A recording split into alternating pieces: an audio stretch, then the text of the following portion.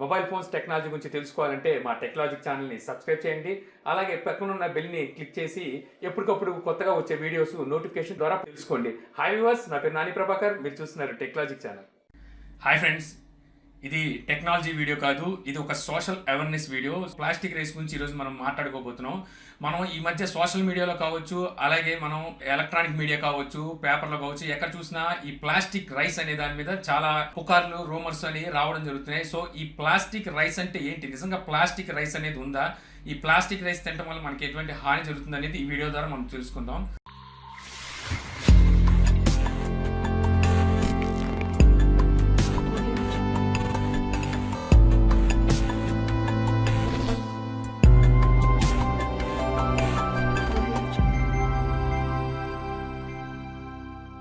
So ముందుగా మనం plastic గురించి మాట్లాడుకుందాం. ఈ ప్లాస్టిక్ అనేది పర్యావరణానికి ఎంతో హానికరం అని చెప్పి శాస్త్రవేత్తలు ఎప్పుడో చెప్పడం జరుగుతుంది. అలాగే మానవ మనుగడకు కూడా ఫ్యూచర్ లో కొత్త కొత్త డిసీజులు అంటే కొత్త కొత్త వ్యాధులు సంభవించేలాగా చేస్తుందని చెప్పి చెప్పడం జరుగుతుంది. ఈ ప్లాస్టిక్ భూమిలో కలగడానికి దగ్గర 500 నుంచి 1000 సంవత్సరాల వరకు పడుతుందని చెప్పేసి అంటున్నారు. అలాంటిది ప్లాస్టిక్ రైస్ చేస్తే అది మనం తింటే ఎన్ని రోజులు పడుతుంది, అది మనకి డైజెషన్ అవడానికి, అది తింటే మనం ఎంతసేపు వరకు బతకగలం, ఎన్ని రోజుల వరకు బతకగలం అనేది కూడా మనం ఒకసారి ఆలోచించాలి. యాక్చువల్గా ఈ ప్లాస్టిక్ రైస్ అనేది నిజంగా తయారు చేయవచ్చా అంటే తయారు చేయడం అనేది ఉండదండి. ఎందుకంటే ప్లాస్టిక్ అనేది ఎప్పుడైనా బాయిల్ అవ్వడం మీరు ఎప్పుడైనా విన్నారా?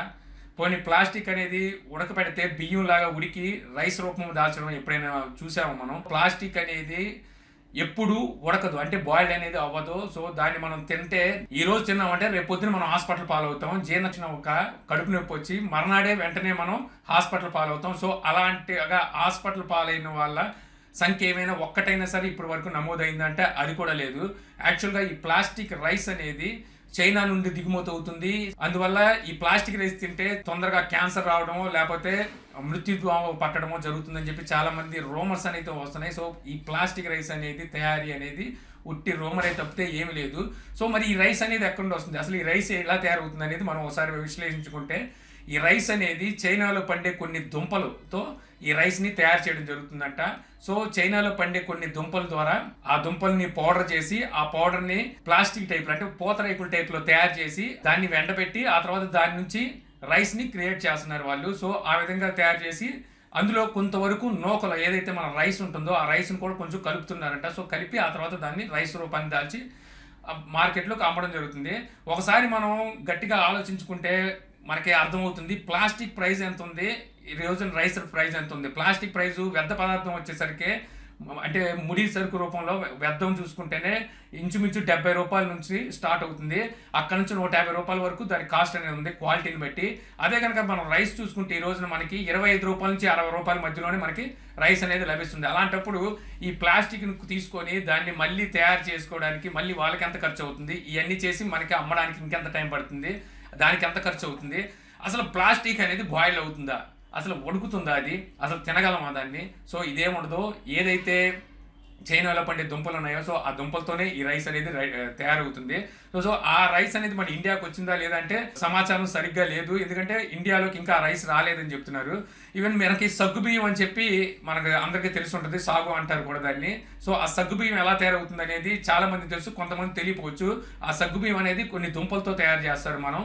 సో వాటిని కర్రపెండలాలు అనుకుంటా నేను అనుకోవడం, వాటితో తయారు చేస్తారు ఈ సగ్గుబియ్యాన్ని. ఆ కర్రపెండనాలని పౌడర్గా తయారు చేసి ఆ పౌడర్ నుంచి మిషన్లో ఆ రౌండ్ బాల్స్లా తయారు చేస్తాం మనం, దాన్ని మనం సగ్గుబియ్యం అంటాం. సో ఈ ప్లాస్టిక్ రైస్ అనేది కూడా అలాగే అక్కడ చైనాలో పండే కొన్ని దుంపల ద్వారా వీటిని తయారు చేయడం జరుగుతుంది.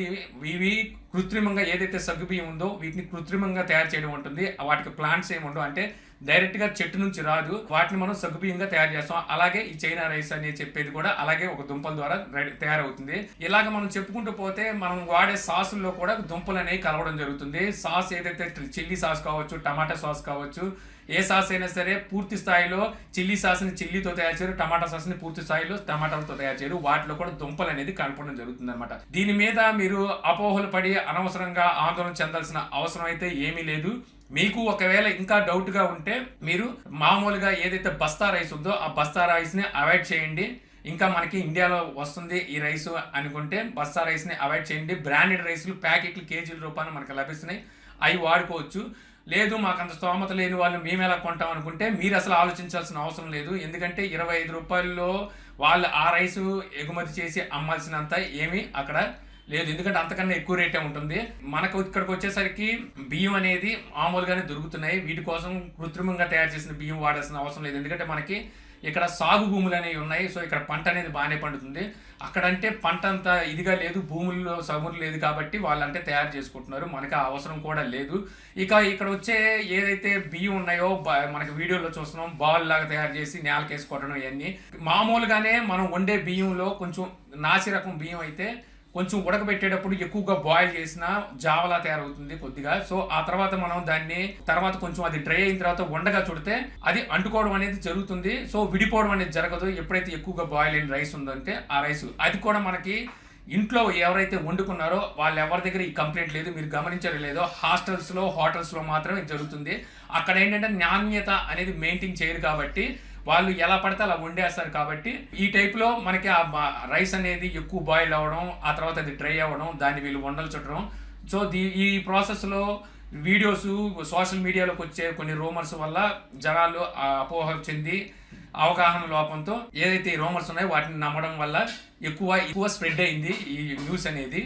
సో అందువల్ల మీరు వాటి గురించి ఏమీ భయపడవసరం లేదు. మనం ఇది వరకు చూడొచ్చు, రాగి సంగటి అనేవాళ్ళు అంటే రాగులతో తయారు చేస్తారు. సో ఆ రాగి సంగటి అయినా సరే మీరు కొంచెం ఎండిన తర్వాత మనం ముద్దలా చేసి కొడితే అది కూడా విడిపోదు. అలాగని రాగులు ప్లాస్టిక్ అంటామా? కాదు కదా. సో ముందుగా అవేర్నెస్ అనేది పెరగాలి. మనం ఏదైనా రూమర్స్ వచ్చినప్పుడు అందులో ఎంతవరకు వాస్తవం ఉందనేది మనం గమనించాల్సి ఉంటుంది. జస్ట్ కొద్దిగా ఆలోచిస్తే సరిపోతుంది. ప్లాస్టిక్ ని రైస్ గా తయారు చేసి తింటే ఏం జరుగుతుంది, అలాగే ప్లాస్టిక్ అనేది బాయిల్డ్ అవుతుందా అనేది మనం ఒకసారిగా మన అవగాహనతో మనం ఆలోచిస్తే మనం ఈ రూమర్స్ వేటిని మనం నమ్మమన్నమాట. సో ఈ రూమర్స్ ఎంతమంది నమ్ముతున్నారు, వీటి మీద అవగాహన ఎంతమందికి ఉంది, వీటిని జనాల్లోకి అవేర్నెస్ గా అంటే జనాల్లోకి ఎంతమంది పంపిస్తున్నారంటే అర్థమయ్యేలాగా చెప్పేవాళ్ళు చాలా తక్కువ ఉన్నారు. సోషల్ మీడియాలో కొంతమంది అయితే చెప్తున్నారు కానీ వాళ్ళకన్నా ఎక్కువగా ఈ రూమర్స్ అనేవి స్ప్రెడ్ అవుతున్నాయి. సో అందువల్ల జనాలకి ఎవరైతే మంచిగా దీని గురించి చెప్పే వాళ్ళు ఉన్నారో సో వాళ్ళకన్నా ఎవరైతే ఎక్కువగా దీని మీద అవగాహన లేక వీడియోలు కానివ్వండి లేకపోతే రూమర్స్ని పోస్ట్ చేసేవాళ్ళు కానీ వీళ్ళు ఎక్కువ చూడడం వల్ల ఈ రూమర్స్ అనేది ఇంకా బాగా స్ప్రెడ్ అవ్వడం జరుగుతుంది అనమాట. సో ఇప్పుడు ఆ చైనా రైస్ అనేది మన ఇండియా ఒకవేళ వస్తే వాటిని తింటే ఏమైనా ఆరోగ్యపరమైన లోపాలు ఏమైనా జరుగుతాయా, ఏమైనా ప్రాబ్లమ్స్ ఉంటాయంటే వాటి మీద ఇప్పుడు వరకు ఎటువంటి కంప్లైంట్ అనేది రాలేదు.